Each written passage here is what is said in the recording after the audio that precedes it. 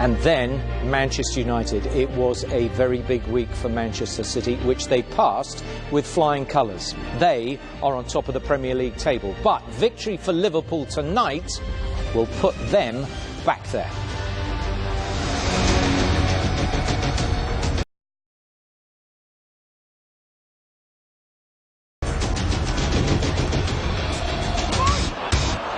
Mo Salah, Lloris has dropped it in, and in the 90th minute, Liverpool stay alive. Henderson, that'll do it. Surely that'll do it for one more week.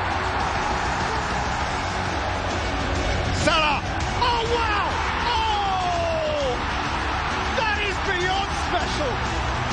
Never mind from the top drawer, that is a goal from paradise. And Liverpool are dreaming.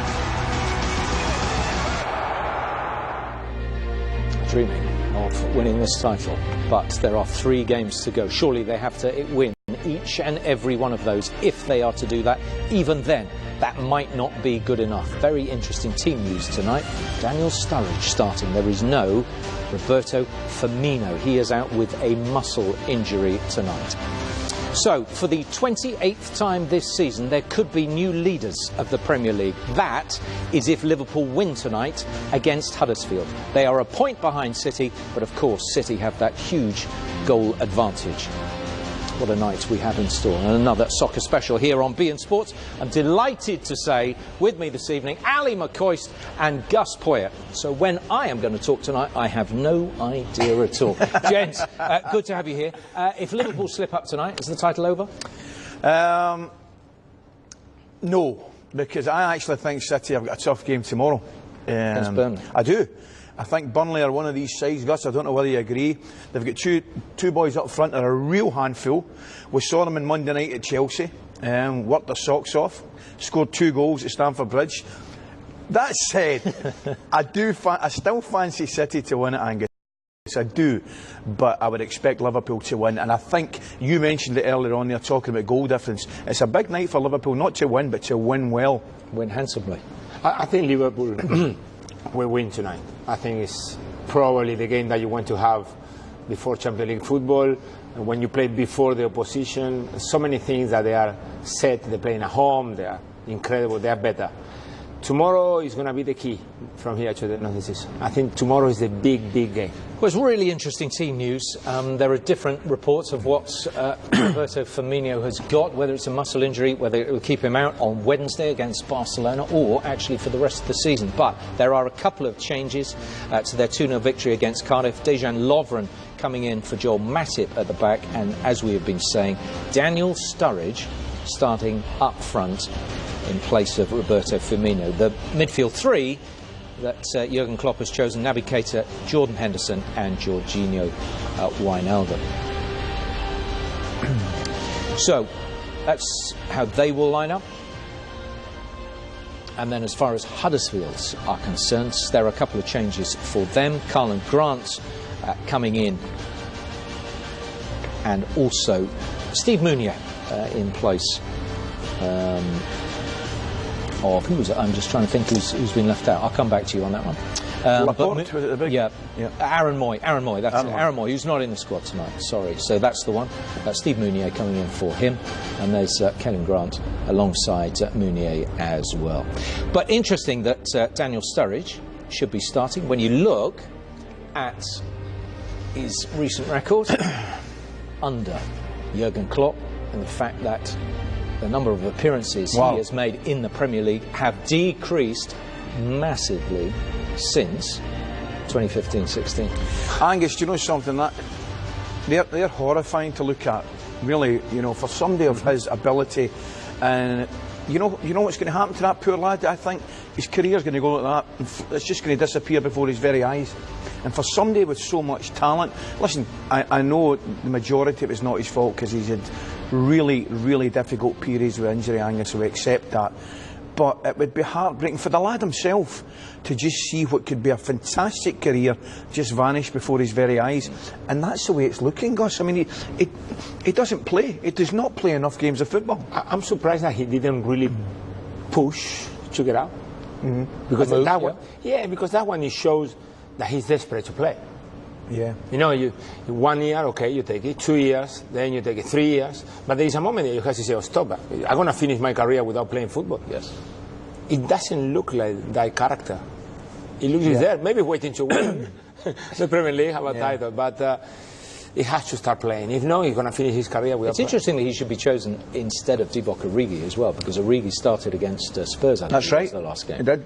In a game which I felt they were a little bit fortunate second half. Yeah. You know, to get the victory. Clearly the mistake the goalkeeper made. You know, that said, but the one thing that the three of us can sit here and confidently say, Sturridge is a player. Yes. He is a player. Make no mistake about it. But we just don't see it enough. And as Gus rightly said, it'd be really, really sad because his career's going to go like that.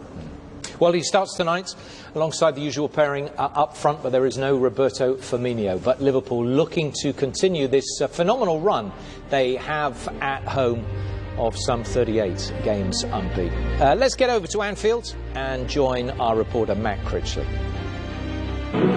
Yes, Liverpool's record here at Anfield in the Premier League takes some beating. 38 games now since they last tasted defeat in the league here. It's still some way off the Premier League record, though. Chelsea, from 2004 to 2008, went unbeaten at home in the Premier League for a record 86 matches. Quite remarkable.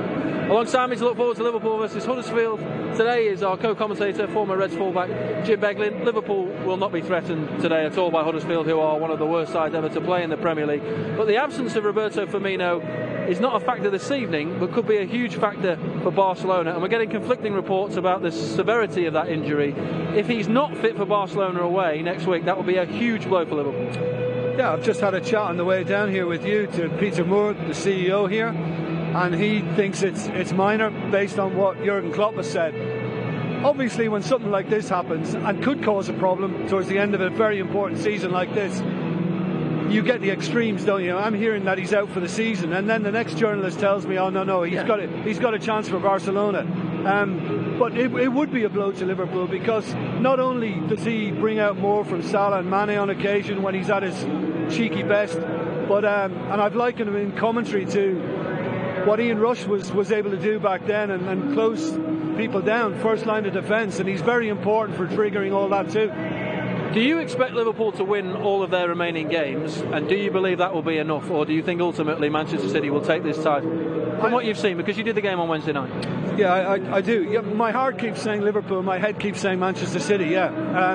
I've thought all along that maybe Burnley might be the place, because I worked that game last season and they drew 1-1 and dropped a couple of points there. Sean Dyche has got them going again, so there might be a chance of a repeat, but Manchester City are awfully good.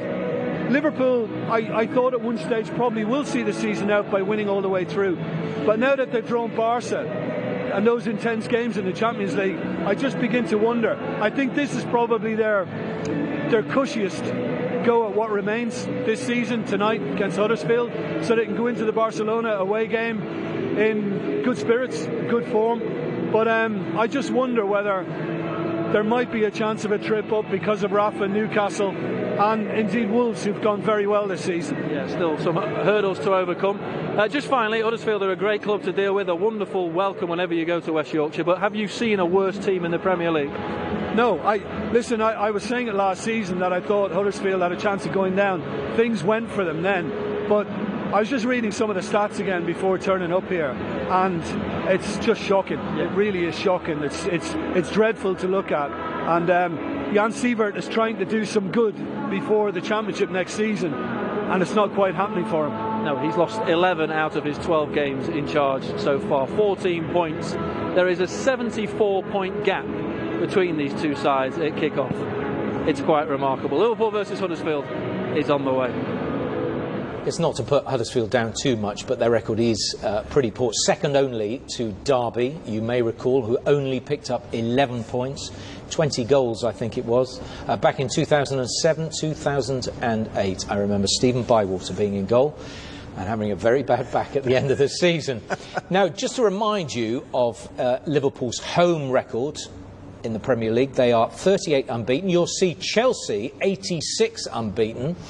Gus Poyet, when did that record end? Do you recall? No, well, I think it's 2 periods of Mourinho. Yes. First, before he left, and then when he came back, they kept winning. We were the lucky ones to be Mourinho for the first time. You were Sunderland at the time. I was at Sunderland, nearly down. Yes. With 6 games to go, 5 games to go. And that thing that happened, I don't know if Huddersfield can do it today at Liverpool. I don't think so. Maybe an omen. Maybe at that time we were feeling similar. You know, like, we got no chance. But yes, we beat them 1-2, and that make us to kick. You know, the start of that miracle was staying up with Sunderland. It was a good time. Okay, let's hear from Liverpool boss Jurgen Klopp.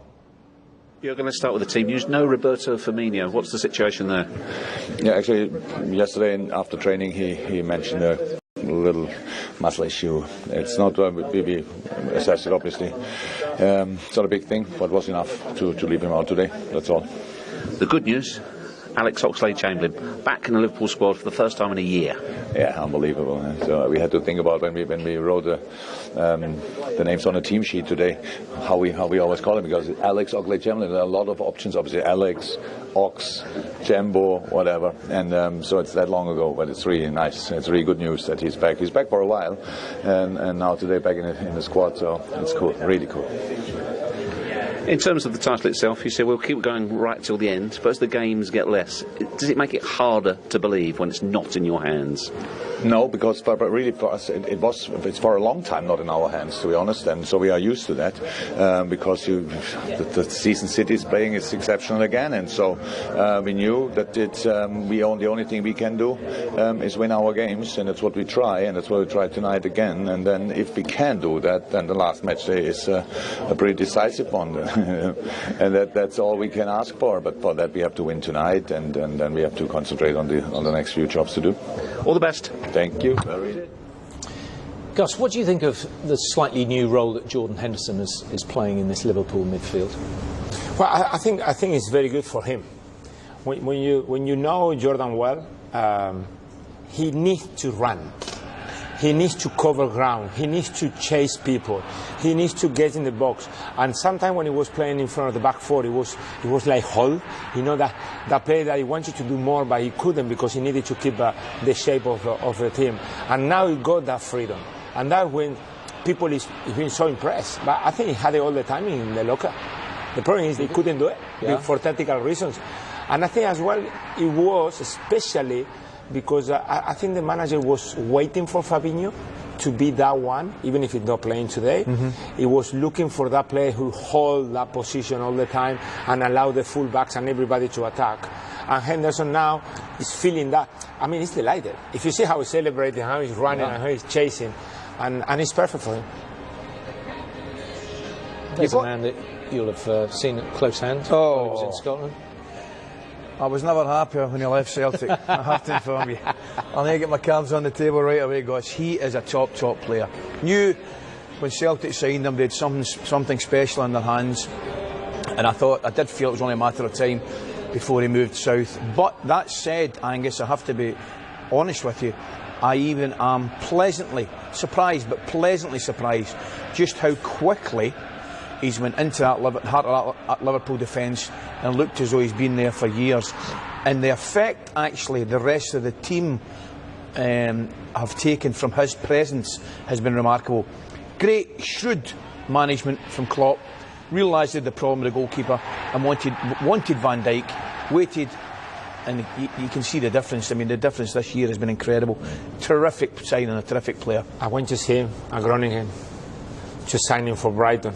Yeah, it was too expensive. How many years? Which was too expensive then? Before he went to Celtic, 3 million euros for Brighton. It was not possible at that. And then he went to Celtic, and we think, have a look at him, lucky. And then he went to Southampton, and then he went to Liverpool, and thinking.